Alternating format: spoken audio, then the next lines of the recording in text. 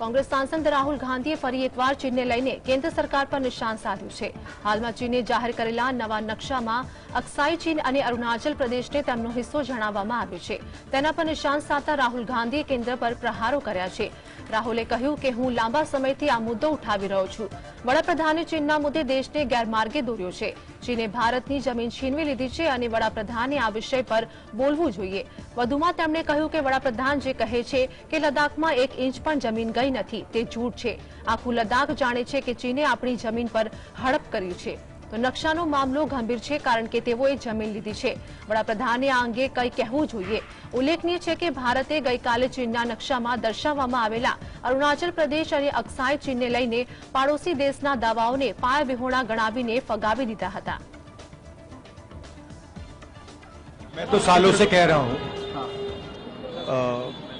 कि जो प्रधानमंत्री जी ने कहा है, और मैं लद्दाख से आया हूं भी, तो जो प्रधानमंत्री ने कहा है कि लद्दाख में 1 इंच जमीन नहीं गई है, ये सरासर झूठ है।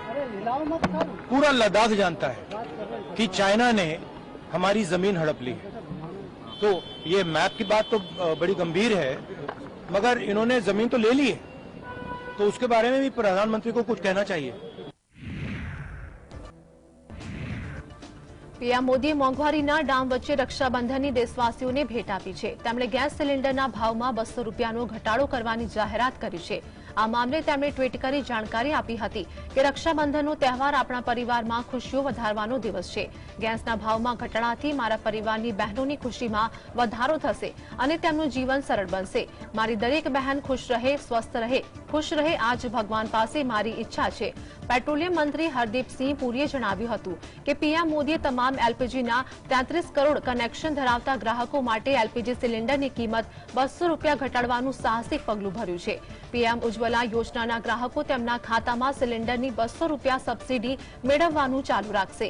પીએમ ઉજ્જવલા યોજના હેઠળ નવા 75 લાખ કનેક્શનોને મંજૂર કરાયા છે। આથી હવે પીએમ ઉજ્જવલા યોજના હેઠળ કુલ 10 કરોડ 35 લાખ લાભાર્થી થયા છે।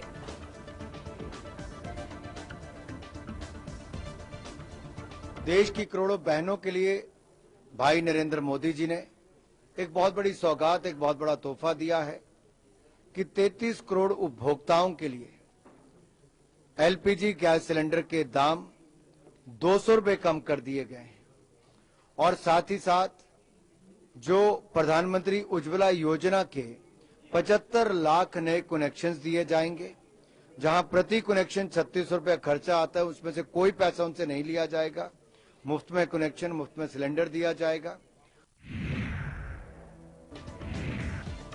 ગેસ સિલિન્ડરના ભાવ 200 રૂપિયા ઘટાડવાના મામલે કોંગ્રેસ અધ્યક્ષ મલ્લિકાર્જુન ખડગે મોદી સરકાર પર કટાક્ષ કરતા કહ્યું છે કે તમારા પાપ ધોવાશે નહીં। ખડગે કહ્યું છે કે જ્યારે વોટ ઘટવા લાગ્યા ત્યારે ચૂંટણી ગિફ્ટ વહેંચવા લાગી છે।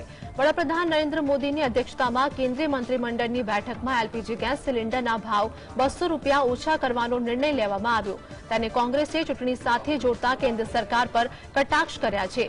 કોંગ્રેસ અધ્યક્ષ મલ્લિકાર્જુન ખડગે સોશિયલ મીડિયા એક્સ પર લખ્યું છે કે જ્યારે વોટ લાગ્યા ઘટવા ત્યારે ચૂંટણી ભેટ આગી વહેંચવામાં આવી રહી છે। જનતાના પરસેવાની ગાડી કમાણી લૂંટનારી નિર્દય મોદી સરકાર હવે માતાઓ બહેનો સાથે દેખાડાની સદભાવના વ્યક્ત કરી રહી છે।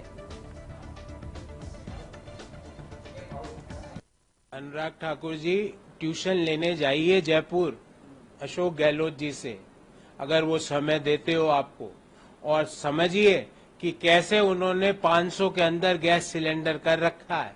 आज भी 950 है, 200 की घटने के बाद भी 950 का ही हुआ।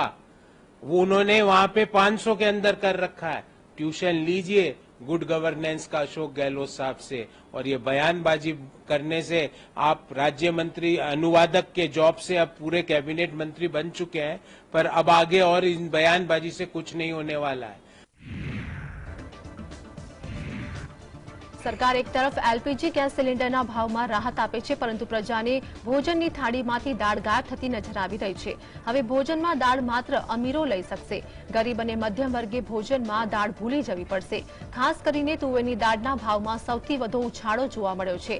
છેલ્લા એક વર્ષમાં તુવેર દાળ 27% મોંઘી થઈ છે। આ સાથે જ આ વર્ષે ચોમાસામાં ઓછા વરસાદને કારણે આગામી દિવસોમાં કઠોળના ભાવમાં વધુ વધારો થવાની સંભાવના છે। દૈનિક ધોરણે દેશભરમાં છૂટક કિંમતો પર નજર રાખતા ગ્રાહક બાબતોના વિભાગના ભાવ દેખરેખ વિભાગના ડેટા અનુસાર તુવેર દાળની સરેરાશ કિંમત જે 29 ઓગસ્ટ 2022ના રોજ 110 રૂપિયા પ્રતિ કિલોના ભાવે ઉપલબ્ધ હતી, એક વર્ષમાં વધીને 140 રૂપિયા પ્રતિ કિલોગ્રામ થઈ ગયો છે। એટલે કે એક વર્ષના ગાળામાં તુવેર દાળના ભાવમાં 27%નો વધારો થયો છે। મગની દાળમાં 8%, અડદની દાળમાં 6%, મસૂર અને ચણાની દાળમાં 5%નો વધારો એક વર્ષમાં થયો છે।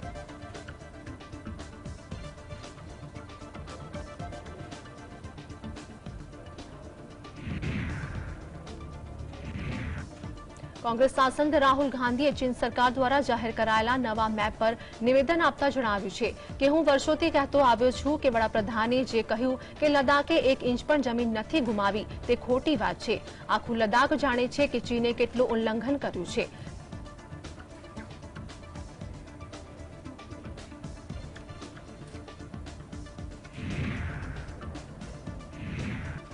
કોંગ્રેસ અધ્યક્ષ મલ્લિકાર્જુન ખડગે વિપક્ષી ગઠબંધન ઇન્ડિયાના સંયોજક બનાવવામાં આવી શકે છે। ગઠબંધનના સૂત્રોએ મંગળવારે આ માહિતી આપી હતી। મુંબઈમાં યોજાનારી બેઠકમાં ઇન્ડિયા ગઠબંધનના સંયોજક તરીકે મલ્લિકાર્જુન ખડગેના નામની જાહેરાત થઈ શકે છે। સૂત્રોના જણાવ્યા અનુસાર ગઠબંધનમાં સામેલ પક્ષો લોકસભા ચૂંટણી 2024ને ધ્યાનમાં રાખીને રણનીતિ પર ભાર આપી રહ્યા છે।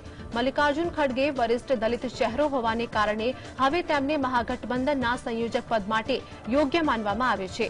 આ સિવાય ખડગેના લાંબા રાજકીય અનુભવને પણ પ્રાધાન્ય આપી શકાય છે।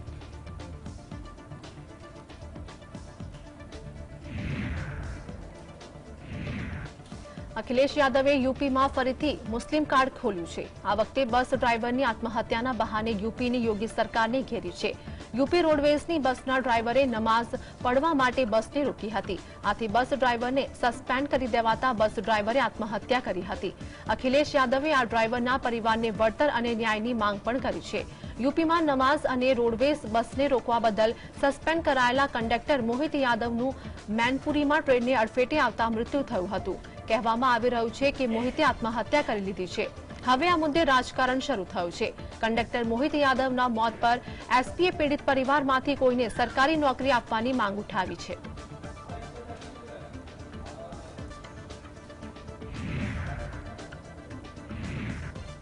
આરજેડી સુપ્રીમો લાલુ યાદવે પીએમ મોદીને લઈને વિવાદિત નિવેદન આપ્યું છે। તેમણે કહ્યું કે અમે આજે મુંબઈમાં નરેન્દ્ર મોદીની ગરદન પર ચડવા જઈ રહ્યા છે। નરેન્દ્ર મોદીની ગરદન પકડી છે તેને હટાવવી પડશે। લાલુએ ઇન્ડિયા ગઠબંધનની બેઠક માટે મુંબઈ રવાના થતા પહેલા પટના એરપોર્ટ પર આ વાત કહી। આ દરમિયાન તેમની સાથે બિહારના ડેપ્યુટી સીએમ અને તેમના પુત્ર તેજસ્વી યાદવ પણ હતા। લાલુ પ્રસાદ યાદવે ભાજપ અને પીએમ મોદી પર સીધો પ્રહાર કરતા વિવાદાસ્પદ નિવેદન આપ્યું છે। મંગળવારે તેઓ પટના એરપોર્ટ પહોંચ્યા, જ્યાંથી તેઓ મુંબઈ જવા રવાના થયા હતા। बिहार ने देश की जनता को देश को जो है दिशा दिखाने का काम किया था और हम लोगों ने ऐलान किया था कि हम लोग जो है बिहार में सरकार बनाने के बाद जो है देश भर में सभी लोगों को गोलबंद करेंगे। और आप लोग जान रहे हैं, कोई सोचा भी नहीं होगा, ठीक अगस्त के महीने में जो है 1 साल के भीतर 2 बैठकें भी हो गई। पहले लोग कल्पना करते थे कि साथ बैठेंगे नहीं बैठेंगे। नट्टी पर चढ़ने जा रहे हैं हम लोग। आज का दिन नरेंद्र मोदी के नट्टी पर पकड़े हुए हैं, एकदम हटाना है। તૃણમૂલ કોંગ્રેસના વરિષ્ઠ નેતા અભિષેક બેનર્જીએ દાવો કર્યો હતો કે એન્ફોર્સમેન્ટ ડિરેક્ટરોએ તાજેતરના દરોડા દરમિયાન કોમ્પ્યુટરમાં ખોટા પુરાવા રોપ્યા હતા। વધુમાં જણાવ્યું કે કોઈપણ પ્રકારની ધમકીઓ તેમને નવી દિલ્હીમાં સત્તાવાળાઓ સામે ઝૂકવા માટે દબાણ કરી શકશે નહીં। તૃણમૂલ કોંગ્રેસના રાષ્ટ્રીય મહાસચિવ બેનર્જીએ કહ્યું કે જ્યારે તેઓ સારવાર માટે વિદેશ પ્રવાસે હતા ત્યારે પશ્ચિમ બંગાળમાં અફવા ફેલાઈ હતી કે તેઓ દેશમાં પાછા નહીં ફરે. તેઓ પરત ફર્યા તેના એક દિવસ પછી ઈડી અધિકારીઓને દરોડા પાડવા માટે મોકલવામાં આવ્યા હતા. દરોડા દરમિયાન તેઓને કોમ્પ્યુટરમાં 16 ફાઇલો ડાઉનલોડ કરી હતી. હવે જો સેન્ટ્રલ બ્યુરો ઓફ ઇન્વેસ્ટિગેશન બીજા 7 દિવસ પછી તે જ જગ્યાએ આવે અને તે ફાઇલો મેળવે તો બદનામ કરવાની ઝુંબેશ શરૂ થશે.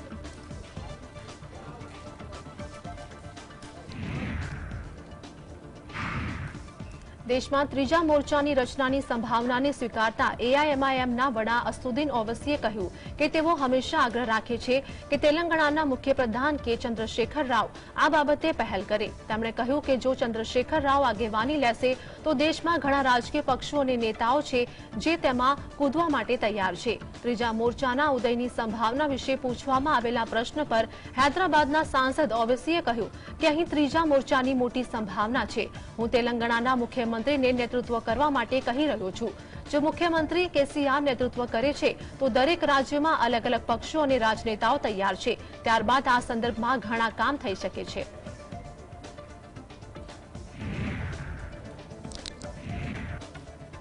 સંસદની સ્થાયી સમિતિઓની પુનર્ગઠન કરવામાં આવ્યું છે. રાજ્યસભાના અધ્યક્ષ જગદીપ ધનખરે 8 વિભાગ સંબંધિત સંસદીય સ્થાયી સમિતિઓ બદલી છે. આમાં કોંગ્રેસના રાજ્યસભાના વરિષ્ઠ સાંસદ પી ચિદમ્બરમની 31 સભ્યોની ગૃહ પેનલમાં નિમણૂકનો સમાવેશ થયા છે. રાજ્યસભાના અધ્યક્ષે લોકસભાના અધ્યક્ષની સલાહથી 8 સમિતિઓની પુનર્ગઠન કર્યું છે. સંસદીય સ્થાયી સમિતિઓમાં ફેરફાર કરવામાં આવ્યા છે જે અધ્યક્ષના વહીવટી અધિકાર ક્ષેત્રમાં આવે છે. રાજ્યસભાના અધ્યક્ષે ચિદમ્બરમને ગૃહ બાબતોની સંસદીય સ્થાયી સમિતિના સભ્ય તરીકે એવા સમયે નિયુક્ત કર્યા જ્યારે પેનલ 3 પ્રસ્તાવિત બિલ પર ચર્ચા કરી રહી છે. Indian code of justice 2023, Indian civil defence code 2023 અને ઇન્ડિયન એવિડન્સ એક્ટ એવા 3 બિલ છે જેનો ઉદ્દેશ્ય ફોજદારી ન્યાય કાયદામાં ફેરફાર કરવાનો છે. આ બિલો 11 ઓગસ્ટના રોજ કેન્દ્રીય ગૃહમંત્રી અમિત શાહ દ્વારા સંસદમાં રજૂ કરવામાં આવ્યા હતા. હવે 24 વિભાગીય સ્થાયી સમિતિઓ છે અને આ દરેક સમિતિઓમાં 31 સભ્યો છે જેમાંથી 21 લોકસભા અને 10 રાજ્યસભાના છે.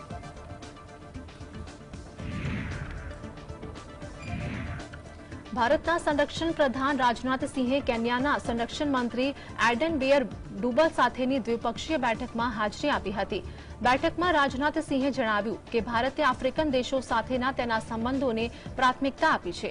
વડાપ્રધાને ભારતની અધ્યક્ષતામાં આગામી સંમેલનમાં આફ્રિકન યુનિયનને પણ G20માં સામેલ કરવા બાબતે સભ્ય રાષ્ટ્રોને પત્ર લખ્યા છે. રાજનાથસિંહે જણાવ્યું હતું કે બંને દેશોએ સંયુક્ત રાષ્ટ્રની સુરક્ષા કાઉન્સિલમાં બિનકાયમી સભ્ય રાષ્ટ્ર તરીકે પ્રતિનિધિત્વ કર્યું છે. વર્ષ 2028-29 માટે ભારતની ઉમેદવારીનું સમર્થન કરવા માટે હવે કેન્યાનો આભાર વ્યક્ત કર્યો છે.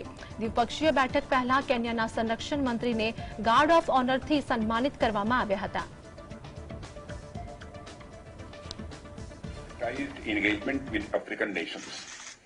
Our Prime Minister has written to all G20 member countries to include African Union in G20 membership in the upcoming Leaders Summit under India's presidency.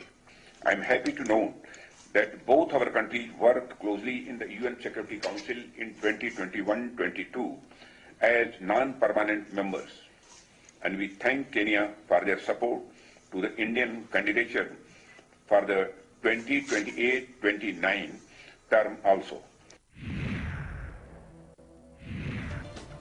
કેરળના કુટનાડમાં કોંગ્રેસના સાંસદ કે સુરેશ અને તેમના સમર્થકોએ સચિવાલય બહાર ખેડૂતોના સમર્થનમાં ભૂખ હડતાલ કરી હતી. સરકારે ખેડૂતો પાસેથી ખરીદેલી ડાંગરના પૈસા હજુ સુધી ચૂકવાયા નથી અને આ માટે અમે તેમના સમર્થનમાં ભૂખ હડતાલ કર્યો છે. તો કોંગ્રેસના સાંસદ કે સુરેશે જણાવ્યું કે કેરળમાં ઓણમની ઉજવણી કરવામાં આવી રહી છે.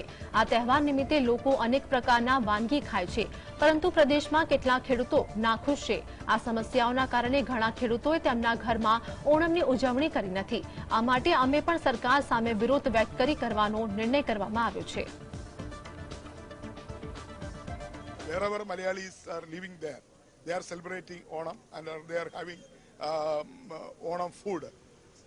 But at the same time, the paddy farmers are crying for their problem. The state government has procured paddy from the farmers, but at the same time, last 4 months they are waiting for their price of paddy, which government agency Supplyco was procured. But the farmers are not celebrating Onam in their houses. So we are continuously agitating against the government attitude of the paddy farmers. મહારાષ્ટ્રમાં જમીન વળતર મામલે ખેડૂતોએ મંત્રાલય ભવનમાં ઘૂસીને ઉગ્ર વિરોધ પ્રદર્શન કર્યો હતો, જેમાં મોટી સંખ્યામાં ખેડૂતો મંત્રાલય ભવનમાં ઘૂસી જતા ભારે અફરાતફરી સર્જાઈ હતી. તેમજ યોગ્ય વળતરની માંગ દરમિયાન કેટલાક પ્રદર્શનકારીઓ મંત્રાલય ભવનના પ્રથમ માળે પ્રોટેક્શન નેટ પર કૂદીને ઘૂસી ગયા હતા. ખેડૂતોનું ઉગ્ર પ્રદર્શન જોઈ પોલીસે બોલાવવાનો પણ વારો આવ્યો છે. આ પ્રદર્શન દરમિયાન કેટલાક ખેડૂતોની અટકાયત પણ કરવામાં આવી હતી. હાલ મંત્રાલય અને તેની આસપાસ ભારે પોલીસ બંદોબસ્ત ખડકી દેવાયો છે. ત્યારે ખેડૂતોના પ્રદર્શન અંગે મહારાષ્ટ્રના મુખ્યમંત્રી એકનાથ શિંદેએ પણ પ્રતિક્રિયા આપી છે. તેમણે જણાવ્યું કે મેં ખેડૂતોને અહીં બોલાવ્યા હતા. તેમણે રાજ્યમંત્રી દાદા ભુસે સાથે બેઠક કરી છે. 15 દિવસમાં તેમની સમસ્યાઓ પર સમીક્ષા કરવામાં આવશે અને સમાધાન નીકાળવામાં આવશે. બીજી તરફ પ્રોટેક્શન નેટ કૂદી ભવનમાં ઘૂસવા મામલે રાષ્ટ્રીય કોંગ્રેસ પાર્ટીના નેતા રોહિત પવારે કહ્યું કે ખેડૂતોનું આંદોલન કરવાની આ રીત યોગ્ય નથી. જો કે સરકાર તેમનો અવાજ સાંભળ્યો હોત તો આવી ઘટના બની ન હોત. મારું કહેવું છે કે આવી રીતે આંદોલન કરવું યોગ્ય નથી. સરકારે તેમને સાંભળવા જોઈએ અને તેમની સમસ્યાઓ નિવારવી જોઈએ. किसानों को बुलाया था मैंने और हमारे दीपक कपूर जो है दादा भूसे इनके साथ चर्चा बैठक हुई है. एक 15 दिन के अंदर पूरी तरह उस उनके जो मुद्दे हैं उनके प्रश्न हैं उसका आढावा लिया जाएगा, रिव्यू लिया जाएगा, उसमें से रास्ता निकालेगा. एक तो जिस तरीके से उन्होंने आंदोलन किया वो योग्य नहीं है, लेकिन अगर वो आंदोलन कर रहे थे और उड़ी उन्होंने जो मारी जम जो की, तो उसके पहले अगर सरकार ने उनका आवाज़ सुना होता, मीटिंग होती, तो शायद ये चीज़ नहीं होती. फिर भी मेरा यही कहना है कि इस तरह का आंदोलन करना योग्य नहीं है. ચંદ્રયાન 3 પર ચંદ્ર પર પહોંચતાની સાથે જ ભારતની મોટી સફળતા મળી છે. ઇસરોએ જાણકારી આપી હતી કે ચંદ્રયાને ચંદ્ર પર ઓક્સિજન હોવાના પુરાવા આપ્યા છે. ચંદ્ર પર સલ્ફર, એલ્યુમિનિયમની જાણકારી મળી છે. આ ઉપરાંત ચંદ્ર પર હાઇડ્રોજનની પણ શોધ પણ ચાલુ છે. ચંદ્રયાને ચંદ્ર પરથી આર્યન, ક્રોમિયમ, કેલ્શિયમના પુરાવા શોધી કાઢ્યા છે. આ સાથે ચંદ્ર પરથી અનેક ખનિજ તત્વો હોવાની જાણકારી મળી છે, જેના કારણે ભારતનું મૂન મિશન સફળ થયું હોય તેમ લાગી રહ્યું છે.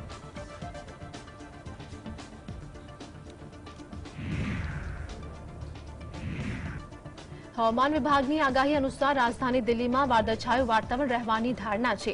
આ સિવાય હરિયાણા અને આસપાસના વિસ્તારોમાં હળવો વરસાદ પડી શકે છે. હવામાન વિભાગના જણાવ્યા અનુસાર આગામી કેટલાક દિવસો સુધી દિલ્હી એનસીઆરની આસપાસ વરસાદની શક્યતા ઓછી છે. જોકે વધતા તાપમાનના કારણે લોકો ગરમીથી સેકાઈ પણ શકે છે. દિલ્હીનું મહત્તમ તાપમાન 37 ડિગ્રી સેલ્સિયસ અને લઘુત્તમ 27 ડિગ્રી સેલ્સિયસ રહેવાની સંભાવના છે. ઉત્તર પ્રદેશમાં વરસાદની મોસમ પૂરી થઈ ગઈ છે. હવે વરસાદના અભાવે રાજ્યમાં લોકો બફારા સાથે ગરમીનો સામનો કરી રહ્યા છે. તો રાજ્યના ગાઝિયાબાદમાં પણ વાદળછાયું વાતાવરણ રહેવાની ધારણા છે.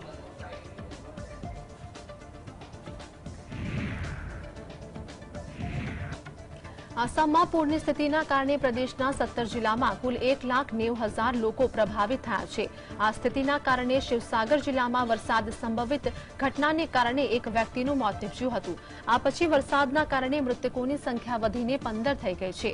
આસામ ડિઝાસ્ટર મેનેજમેન્ટ તરફથી જારી કરવામાં આવતા બુલેટિન પ્રમાણે પૂરની સૌથી વધુ અસર લખીમપુર જિલ્લામાં જોવા મળી છે, જેમાં 47,000થી વધુ લોકો અટવાયા છે. આ સાથે જ ધેમાજીમાં 40,000 લોકો પ્રભાવિત થયા છે. ભારે વરસાદના કારણે અનેક પ્રદેશના અનેક ક્ષેત્રોમાં આવેલી નદીઓના જળસ્તરમાં પણ વધારો નોંધાયો છે. આ સાથે જ પૂરના પાણી ફરી વળતા રાજ્યની 8,000 હેક્ટરથી વધુની ખેતીલાયક જમીન પાણીમાં ગરકાવ થઈ गई છે.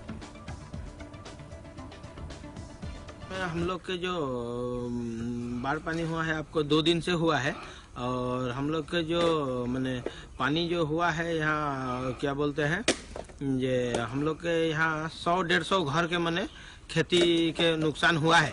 फिर तीता केरला था, झीका था, भूल था, भिंडी था, पानी कुमड़ा था, उसका बाद में आप डांग बोदी था, मिर्चा था, बैगन था, यही सब सामान था. तो यहाँ पे कितना परिवार इफेक्टेड हुआ है आप लोग का? हम लोग को यहाँ धर के राखिए आप 15-20 गांव के मैंने इफेक्टेड हुआ है.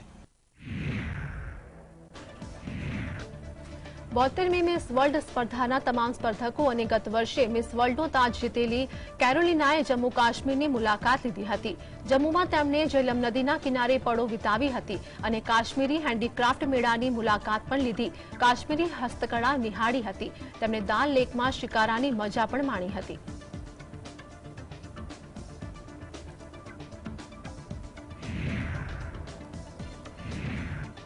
સપ્ટેમ્બર મહિનામાં દિલ્હીમાં G20 સમિટ યોજાવાની છે. આ સંમેલનમાં અમેરિકી રાષ્ટ્રપતિ જો બાઇડેન પણ હાજર રહેશે.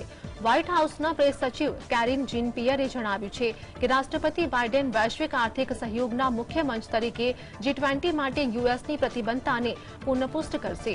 પિયરે જણાવ્યું કે રાષ્ટ્રપતિ બાઇડેને G20 વૈશ્વિક મુદ્દાઓને ઉકેલવા માટેના અનેક સંયુક્ત પ્રયાસો માટે પણ ચર્ચા કરશે. ક્લાઇમેટ ચેન્જના પડકારથી લઈને રશિયા યુક્રેન યુદ્ધની આર્થિક અને સામાજિક અસરોને પણ ચર્ચા કરવામાં આવશે. G20 સંમેલનમાં ગરીબી ઘટાડવા અને વિશ્વભરના દેશોને અસર કરતા મહત્વપૂર્ણ આંતરરાષ્ટ્રીય પડકારોનો પણ સામનો કરવા માટે બહુપક્ષીય વિકાસ બેંકોની ક્ષમતા વધારવાના પ્રયાસો કરવામાં આવશે. જેમાં રાષ્ટ્રપતિ બાઇડેન G20 સંમેલનમાં હાજરી આપવા માટે 7 થી 10 સપ્ટેમ્બર સુધી ભારતના પ્રવાસે રહેશે. He's going to reaffirm, the president will reaffirm the U.S. commitment to the G20 as the premier forum of economic cooperation globally. He'll discuss a range of joint efforts to tackle global issues, from the clean energy transition and combating climate change to mitigating the economic and social impacts of Russia's war in Ukraine. Obviously, that will be a big part of the conversation. To increasing the capacity of the multilateral development banks, including the World Bank, to better fight poverty and take on the significant transnational challenges that are afflicting countries across the world. એક્સના માલિક ભારતીય મૂળના સીઓની વધતી સંખ્યાથી પ્રભાવિત છે. World of સ્ટેટિસ્ટિક્સની પ્રકાશિત યાદીમાં સ્પષ્ટ કરવામાં આવ્યું છે કે ટોચના સ્થાને ભારતીય મૂળના લોકોમાં નોંધપાત્ર વધારો થયો છે. યાદીમાં સ્પષ્ટ થાય છે કે સમગ્ર વિશ્વમાં ઘણી કંપનીઓનું નેતૃત્વ હવે ભારતીય મૂળના સીઓ કરે છે. આમાં આલ્ફાબેટના સુંદર પિચાઈનો પણ સમાવેશ થાય છે. માઇક્રોસોફ્ટ, યુટ્યુબ અને અબોટ પણ આ યાદીમાં છે, જેમાં સત્ય નડેતા, નીલ મોહન અને શાંતનુ નારાયણ ટેક જોઇન્ટ્સમાં અગ્રણી છે. એલોન મસ્કે તેની પ્રશંસા વ્યક્ત કરી અને તેને યાદીને પ્રભાવશાળી કહ્યું હતું. તેમજ મહિન્દ્રા ગ્રુપના ચેરમેન આનંદ મહિન્દ્રાએ પણ તેને એકદમ આશ્ચર્યજનક ગણાવ્યું હતું. આ યાદીમાં નવીનતમ ઉમેરો અજય બંગાનો છે, જેઓને વિશ્વ બેંક જૂથના 14મા પ્રમુખ તરીકે નિયુક્ત કર્યા હતા. વર્લ્ડ ઓફ સ્ટેટિસ્ટિક્સની પ્રકાશિત યાદીમાં અનુક્રમે લક્ષ્મણ નરસિંહન, રવિકુમાર એસ અને સંજય મહેરોત્રા સ્ટારબક્સ, કોર્ગિન્સન્ટ અને માઇક્રોન ટેકનોલોજીના ચીફ છે.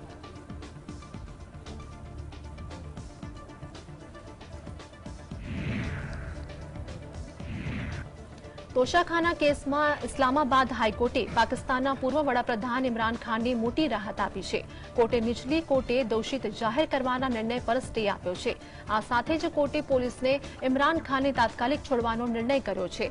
ઇમરાન પર આરોપ છે કે જ્યારે તેઓ દેશના વડાપ્રધાન હતા ત્યારે તેમણે સરકારી ભેટને સસ્તા ભાવે ખરીદી ઊંચા ભાવે વેચી હતી. પાકિસ્તાનના પૂર્વ વડાપ્રધાન ઇમરાન ખાનની તોશાખાના કેસમાં ઇસ્લામાબાદ હાઈકોર્ટમાંથી મોટી રાહત મળતા પાકિસ્તાનના પૂર્વ વડાપ્રધાન પાકિસ્તાન મુસ્લિમ લીગ એનના પ્રમુખ શાહબાઝ શરીફે પોતાની પ્રતિક્રિયા આપી છે. શાહબાઝ